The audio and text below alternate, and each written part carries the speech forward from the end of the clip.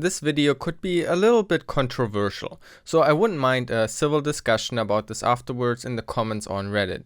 And if you watch this video far in the future, please don't blindly assume that I still hold the same beliefs, because I will obviously adjust my worldviews based on new information, scientific method and stuff. But in this moment, I believe this is generally an issue that we have to deal with and figure out where we as hackers, security researchers, the InfoSec community at large stand. So let me make my argument.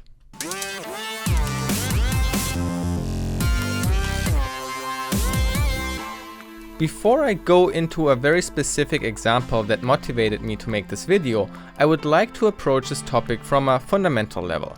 This is about mobile security or mobile app security in particular. So what makes a mobile app secure or insecure? Generally, the apps that concern us are more than just applications on our phone. Facebook, WhatsApp, Wire, Snapchat, various banking apps, PayPal, Bitcoin wallets, and so forth all interact via some API with some kind of online service. Some private user data is cached and stored on the phone, but probably most of it lays on the servers, which means generally a security audit of a mobile application should include an audit of the server component or the API as well. I have done a lot of mobile app security audits and I personally find them pretty boring. Don't misunderstand me, I love technical challenges. Debugging apps with Frida and maybe defeating some obfuscation or reversing a weird obscure layer of crypto, super fun. But with boring, I mean more the impact, the severity of vulnerabilities that you can find, because our mobile phones are probably the most secure computers that you can get. If they would get security patches, Android. So let's consider an up-to-date iOS or Android device. Both platforms were designed with attack surface reduction in mind. It starts with the permission model, where each app can define which APIs they want to use. That's very different from a regular PC where basically every program can access anything. Though, to be fair, that also gets better. We get sandboxes, namespaces, on Mac you have SIP, system integrity protection, and so forth. Anyway. So these mobile apps run in this very restricted permission model and have limited access to those APIs and only if permissions were granted. Now obviously a big issue why mobile phones might not feel very secure is that the general public doesn't pay attention to the permission and might install Trojanized apps from the Google Play Store that requests access to every API and maybe even higher privileges through device admin and so forth. Or a user has a rooted phone and runs a Trojan as root. And that's obviously very bad for the user's naked pictures, but that's not really application security, is it? So if we audit a mobile app, we have to look at how this particular app protects the user's data. And like I said, the app sandboxes are generally great if the developer follows the development security guidelines. For example, when a developer uses the internal storage, the developer even doesn't have to think about protecting that data, because you get that for free from the system. You can save files directly on the device's internal storage. By default, files saved to the internal storage are private to your application and other applications cannot access them, nor can the user. When the user uninstalls your application, these files are removed. So the user's data is secure. Of course, some developers save data on the external storage, then for example somebody could take out the SD card and get the data through that. That's an issue that then should be fixed. Another example is the update mechanic, which you don't have to care about. The Play Store or App Store is perfectly safe to push your updates. You don't even have a chance to fuck that up with downloading unsigned updates via HTTP and executing it. Then generally Android apps are written in Java, so you don't have to care about memory corruption vulnerabilities. Of course, an app can play some stuff in native code, which some do, often for obfuscation or anti-reversing reasons, which might actually introduce memory corruptions. And sure, that's then an issue too. But even then you wonder, what's even the attack vector for that? How does an attacker even reach those code paths? So let's explore one example in a bit more detail. Android applications can define so-called intents. They are basically entry points to your app that could be called externally. For example, you can register a broadcast receiver for action battery low, which will then be called when the battery gets low. And these intents, or basically external interfaces, can also pass data around. For example, the Android Facebook app will most likely use that to interact with the Facebook Messenger app. And sometimes developers forget to properly restrict access to only trusted apps, or didn't realize that what they expose is bad. And so you can have very interesting vulnerabilities where, for example, application A implements a vulnerable intent that reads a user's SMS and returns the text, exposes this intent publicly, and then app B, which doesn't have the SMS reading permission, can then piggyback on app A's intent to get access to the SMS. And I have seen terrible intents, and yes, they should be fixed, but let's be honest, how realistic are those attacks? Some intents might be reachable from a URI in the browser, but then that also isn't really interactive. It's not like a page can invoke an intent and steal SMS text. And so generally, we are talking here about other malicious apps that abuse these intents. I mean, how likely is that? I'm not saying that it's not an issue, it should be fixed. But how realistic is it that a user installs a malicious application from the App Store that particularly targets this one other application?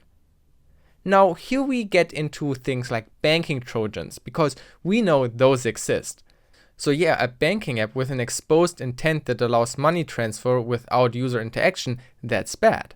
A banking trojan might target that. But beyond that, who really cares? To me, the impact is fairly low, rare, very targeted, nothing people really have to worry about. Mostly because it's something that can be very easily found and fixed because these intents are defined in a simple XML file, and so apps that get audits are generally safe. You can kind of compare it to CSRF on the web, but on the web you just have to hide a hidden iframe that performs the attack in an ad or just send them a link. That's bad, and Google even pays quite a bit for that on their platform. But exposed intents, you have to get a user to install another malicious app. And at that point, they have much bigger issues than the exposed intents of another app. But this is probably as bad as it gets for Android app vulnerabilities. Like I said, the sandboxing and permission model is great. It's not much you can do on a phone. You can kind of compare most mobile apps to the browser. The browser renders and runs a JavaScript HTML client application on your computer which interacts with the server in the background. And so does your mobile app. It's just a piece of UI written in Java and interacting with the server API.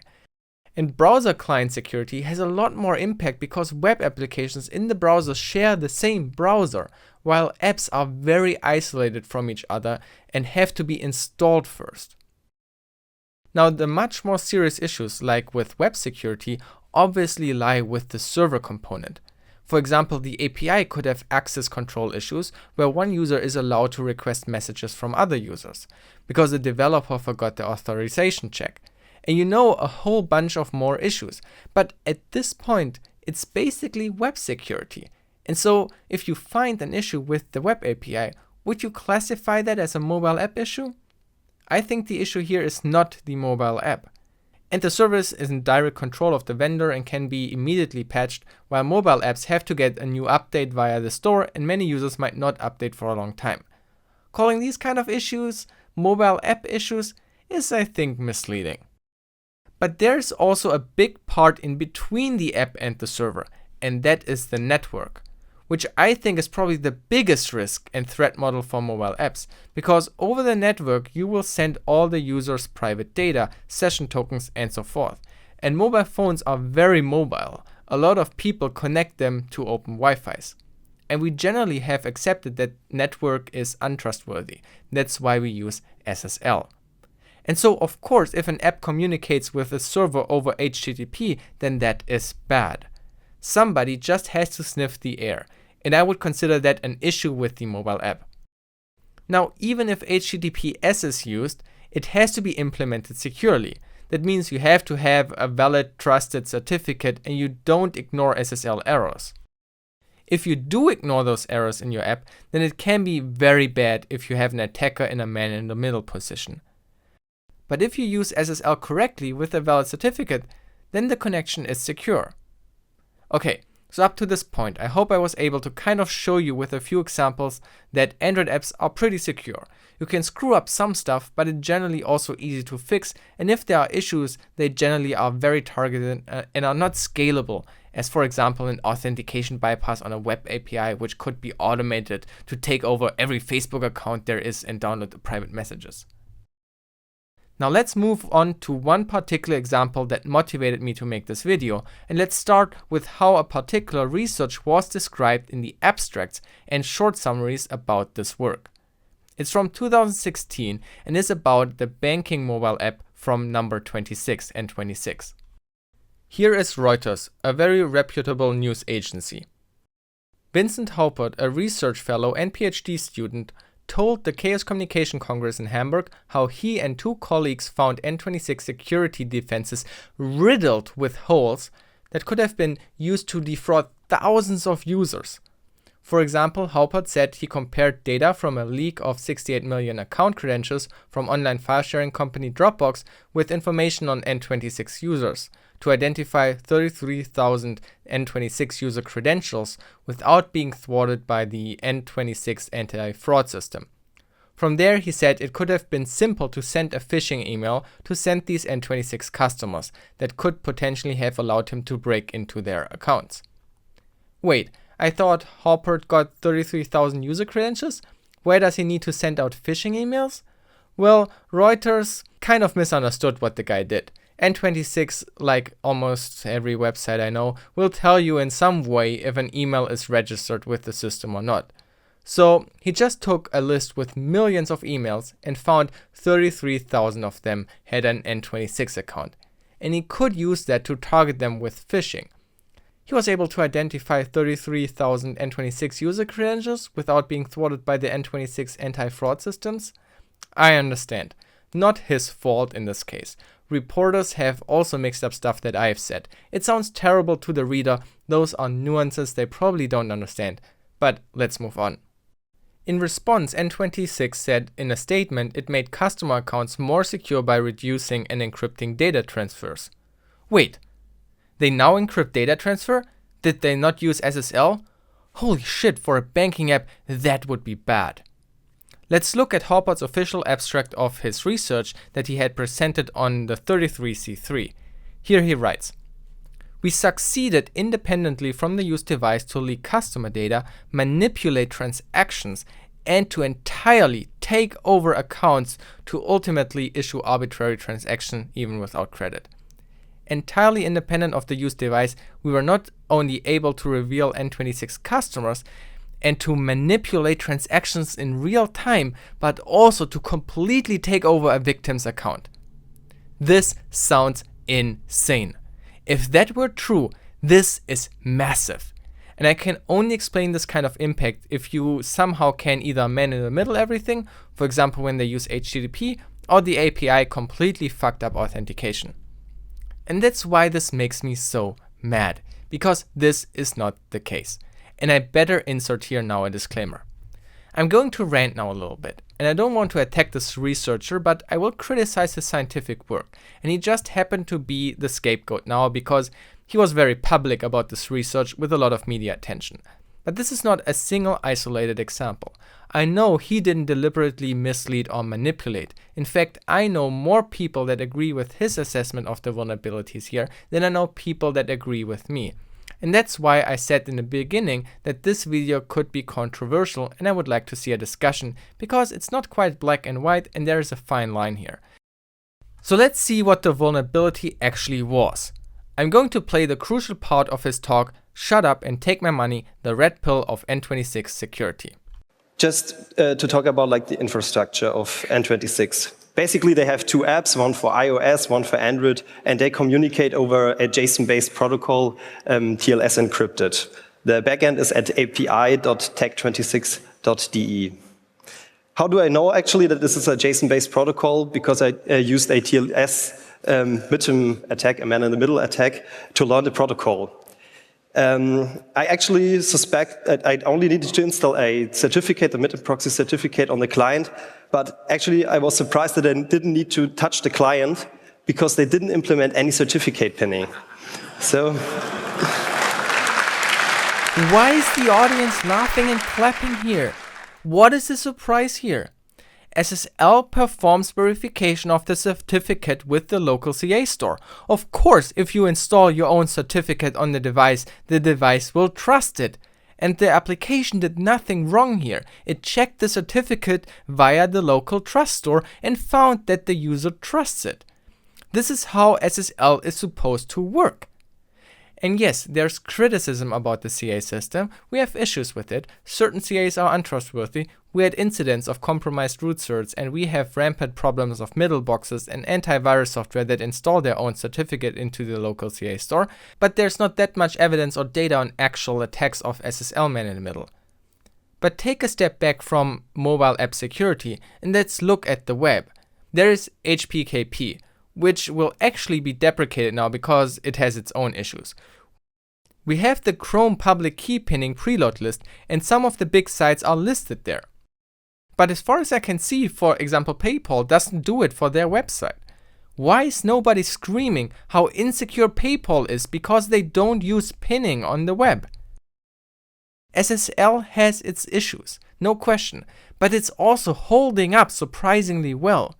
Realistically, how many real-world attacks on SSL connections do we actually see? Public key pinning can be a defense in depth strategy, but claiming that an app that doesn't do it is insecure, that I don't agree with, or most of the web can be considered broken. Let's continue with the talk, because now he makes an example how that could be turned into an attack. The first thing that comes into mind is like, let's do real-time transaction manipulation. That means we manipulate a transaction that the user does, but we will change the recipient and the user won't see nothing about this. Remember, in his abstract, he claimed that he will show how to manipulate transactions in real time, but also to completely take over a victim's bank account. So if you look at this graphic again, what if an attacker could get the DNS record of API.tag26.de under his control? This would mean that all traffic is routed over the man-in-the-middle attacker server, and as there's no certificate pinning, we could just issue a let's encrypt TLS certificate, and the app is going to trust the certificate. What? I mean, we have seen DNS hijacks in bank heists before, but if you can hijack the DNS record of a domain to redirect it to your own server and now man-in-the-middle everything, of course you are screwed. What is the surprise there? But does that count as a vulnerability of N26? No! The issue, the vulnerability or attack would be the weak DNS system or account they used, maybe through social engineering or brute force credentials. Everything that happens after the DNS hijack is pretty much just creative ways how you can cause damage. And yes, again, pinning might have helped here to protect the transactions, but we don't know what other systems and data could have been compromised through a DNS hijack like that. So at best, it would be a defense in depth mechanism, and sure, a nice to have improvement, but I don't agree that this is a vulnerability of the app that leads to a complete takeover of accounts.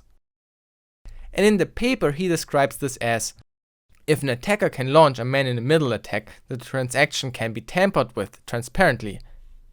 Yeah, if it were HTTP, but you can't, because SSL is used. But he argues, this becomes possible because even though the N26 app makes strict use of HTTPS, they do not make use of certificate pinning, a best practice that prevents unauthorized third parties from breaking the confidentiality and integrity of the transmitted data. Strict use of HTTPS does ensure confidentiality and integrity. Without pinning, you don't lose that. And he lists 3 claims how this could be done. A trusted certificate authority issues the certificate. Vulnerabilities in CA validation processes sometimes allow an attacker to take hold of a certificate for a domain they do not own. Okay, yeah, could happen, theoretically. But you know, how realistic is that this would be used in an attack against N26? Is that a real risk or just a theoretical risk? Also, isn't that then a vulnerability in the CA and not really a vulnerability in the app? Both Android and iOS are frequently the prey of privileged malware, that is malware that performs a privilege escalation exploit before executing their payload. It is a trivial task for privileged malware to place a certificate. That doesn't make even sense. Why would a malware that used a privilege escalation exploit even bother to install a certificate so somebody can perform a man-in-the-middle attack? Why not just extract the credentials from the app, hook the functions to change recipient, or do whatever? But there is malware that does in fact install certificates sometime, because they run a local proxy to inject ads into everything. That's a common thing, but not for man-in-the-middle attacks like that. And if you have a malware on your phone, a privileged malware that is, you have other problems. This is where obfuscation comes into play as a possible defense in depth strategy. But come on, if we talk about theoretical attacks like that, then theoretically you can always reverse engineer and steal stuff with a privileged malware. Nothing helps. A user can be tricked into installing the certificate through phishing or other means of social engineering. The user is the weakest point in the system, so the app should pin its certificates. In general, attacks using phishing or social engineering are particularly dangerous and have a high success rate. A user can also be tricked to install a malware, or a N26 developer could be phished for DNS account credentials or to install a malware and grab the SSL root certificate that they are pinning. It's not a good argument. And so no, N26 does not have a massive security issue. Once you have the man-in-the-middle setup, you can hijack all the stuff, obviously. Now, N26 had some API design issues that the researcher also goes into that were quite interesting. Some logic issues with some card number and two-factor issues. I think these were valid API design concerns because N26 clearly wanted to implement something in a certain way, and he showed that it was a bit flawed. But nothing that would warrant this large negative response. Now I want to summarize. The media will obviously exaggerate certain security issues, or just make genuine mistakes not to understand the impact. But in this case, manipulate transactions in real time but also completely take over a victim's account. I find this to be very misleading wording coming directly from the researcher. And seeing through that is particularly difficult because his research is not bullshit. There's a lot of good information and research in there, but it feels like the impact of them were a bit artificially inflated, and so you have this kind of half-true, half-theoretical mix for somebody who is not very experienced with it, will lead to a wrong impression. And I think that's dangerous and maybe even a little bit unethical. And very early in the video, I mentioned that I don't think he did this intentionally, because I know that many people hold this belief that no certificate pinning on mobile is a valid issue. I already explored earlier why I don't think it's an issue. My thesis is, and the main point of this video should be, that I think mobile apps are so boring because issues are generally very low impact, that somehow the security industry, researchers, our community agreed that missing certificate pinning and only implementing SSL correctly is apparently not enough. And I think what I say is true because nobody really complains about that on the web. Nobody says using only SSL for your website is an issue that can lead to traffic manipulation and full account takeover, because SSL is actually the technical solution to exactly those issues. And like I said, there are certain weaknesses in the whole CA system, but that is something else. That is a different research field. Now, the researcher also announced a talk for the 34th C3. Most of the information, including the abstract, only seem to be available in German for now. It's again about banking apps. Banking apps are often target of banking malware, and there's a lot of Android malware. So what a banking malware usually does, for example on your desktop PC, it will hook into your browser and steal your credentials or use your session to wire money. And basically they would do similar stuff on Android as well, as long as the malware somehow gets root, either through old unpatched Android exploits or because somebody runs a rooted device and gave malware root permissions. And so banks obviously don't want that their customers get hacked because of malware. So banks invest money into solutions attempting to mitigate that. But obviously, banking apps can't prevent that. It can try to implement root detection and refuse to run, or obfuscate itself so hard that it's not easy to hook into the app and steal credentials. But it's always going to be a cat and mouse game. The bank just tries to make reversing expensive enough that it's not economically feasible anymore for the malware author. It's just a best effort in order to protect users from themselves. Now, if a malware is able to bypass any anti-debugging, anti-reversing, or anti-root detection mechanism, is that a security issue of the banking app? An issue of the obfuscation solution? Is it fair to blame the bank for it? And that seems to be the gist of his new talk, at least from what I can understand from the abstract and the few interviews. He seemed to have implemented some kind of hooking or dynamic or static analysis of the Promon obfuscation, and is able to basically do what Promon tries to prevent in this best effort approach. Which is neat, it's probably some really cool stuff, and I'm looking forward to the technical details.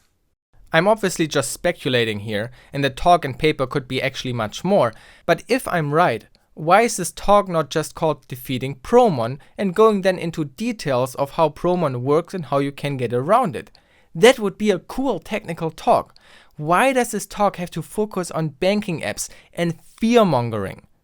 Leading to countless of media titles claiming how 31 banking apps are insecure and hackers can hack them. That's only half true.